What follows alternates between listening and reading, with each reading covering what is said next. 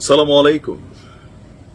মনটা অনেক খারাপ, আর আমার নিজের অনেক গোসাও তৈরি হয়। আমার মনে হয় যদি ধরেন আমি যদি ইরানের কোনো বাহিনীর প্রধান হইতাম, এতক্ষণে ভাই অস্থির করে ফেলতাম। ভালো সংবাদ, তবে কতটা ভালো সুখকর হবে আমাদের জন্য সেটা জানি না।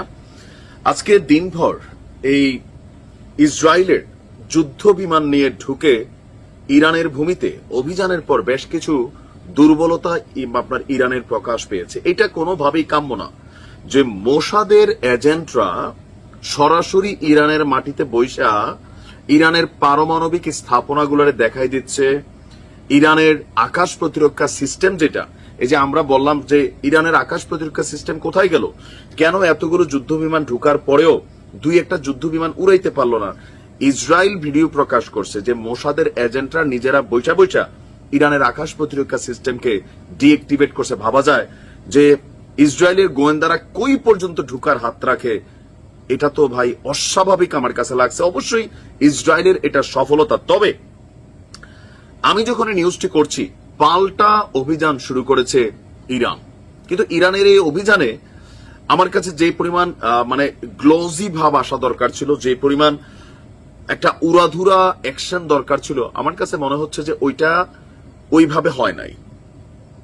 দর্শক, ইসরায়েলে পাল্টা হামলা শুরু করেছে ইরান। আইডিএফ মানে ইসরায়েলের সেনাবাহিনীর বক্তব্য হচ্ছে, ইসরায়েলি প্রতিরক্ষা বাহিনীর মুখপাত্র ব্রিগেডিয়ার জেনারেল এফি ড্রিফিন বলছে, ইরান প্রায় 100টি ড্রোন ইসরায়েলের ভূখণ্ডের দিকে ইতিমধ্যে ছেড়েছে। আপনারা জানেন যে আজকে বিভিন্ন মসজিদে প্রতিশোধের লাল পতাকা উড়িয়েছে ইরান। এই পতাকা উড়ানো বন্ধ করে, এগুলা পাবলিক সিম্পেথি বন্ধ করে অ্যাকশন দেখাও, অ্যাকশন।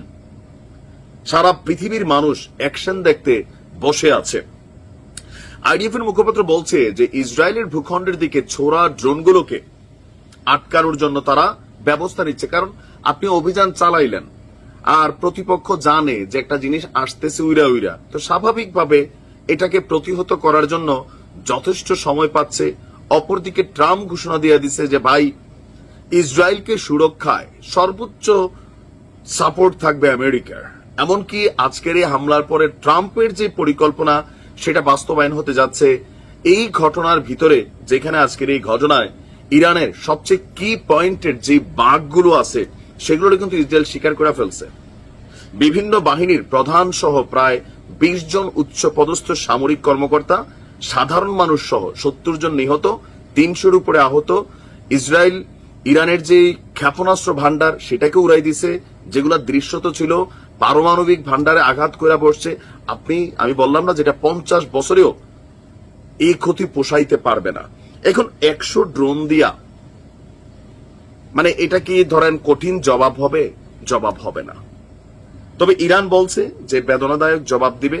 হইতে পারে যে আবার আজকে অথবা কালকে বড় অভিযান চলবে, কিন্তু এই মুহূর্তে কোনো অভিযানে সফল হবে না।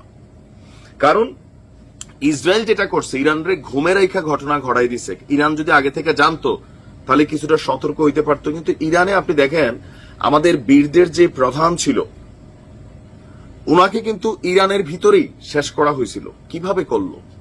মোসাদ এত দূর পর্যন্ত কিভাবে সেট আপ দিল? আর আজকে শুনলাম মোসাদ নাকি ইরানের ভিতর বৈশা গেল কয়েক মাস যাবৎ সবকিছু সেট দিছে। হিউজ পরিমাণ নথিপত্র, ইরানের সিস্টেম সেট আপ, এগুলার তথ্যরা নিয়ে গেছে। এমনকি ইসরায়েল মুখে বলতেছে না, তারা এগুলার ফুটেজ প্রকাশ করতেছে যে দেখো আমরা ইরানের ভিতর ঢুইকা কি ঘটাইতে সক্ষম। আর এই ঘটনার পর ইরানের যিনি প্রধান নেতা আছেন তাকে অজ্ঞাত স্থানে নেওয়া হয়েছে, কারণ টার্গেট তিনিও থাকতে পারেন। এখন যাচ্ছে, দেখা যাক এই ড্রোন কই পর্যন্ত যায়। তবে এগুলা আমার মনে হয় যে জনগণকে দেখানো ইরানের উচিত, আর মুখে মুখে কথা না বইলা ডাইরেক্ট অ্যাকশনে নামা। কিচ্ছু করার নাই। জনসমর্থন হারাবে, ইরানের মানুষ রাজপথে নামছে যে দেখাও আমাদের পাওয়ার কতটুকু আছে। হ্যাঁ, আমেরিকা বাধা দিবে, তারপর আপনাদের উচিত অভিযান চালানো। লড়াই নামছে, এখানে পিছনে নামার আর সুযোগ নাই। কারণ জিনিসপত্র কি গেছে এটা জরুরি না, কয়েকটা প্রধানকে, এই যে আইআরজিসি সহ বিভিন্ন সেক্টরের প্রধান কমান্ডার গুলাকে শাহাদাত করেছে। আপনি এই ক্ষতিটা কিভাবে পুষাবেন? ইরানের সিকিউরিটি সিস্টেম কি পরিমাণ দুর্বল এটা তো প্রমাণিত হয়ে গেছে যে মোসাদ ওইখানে বৈশা এই অভিযানকে নেতৃত্ব দিছে, তাদের যুদ্ধ বিমানগুলোকে দিশা দিছে। এখন দেখা যাক এই ড্রোন আসলে উইরা যাইতে পারে কিনা ইসরায়েলের আকাশ পর্যন্ত, সময় বলে দিবে, অপেক্ষা করেন।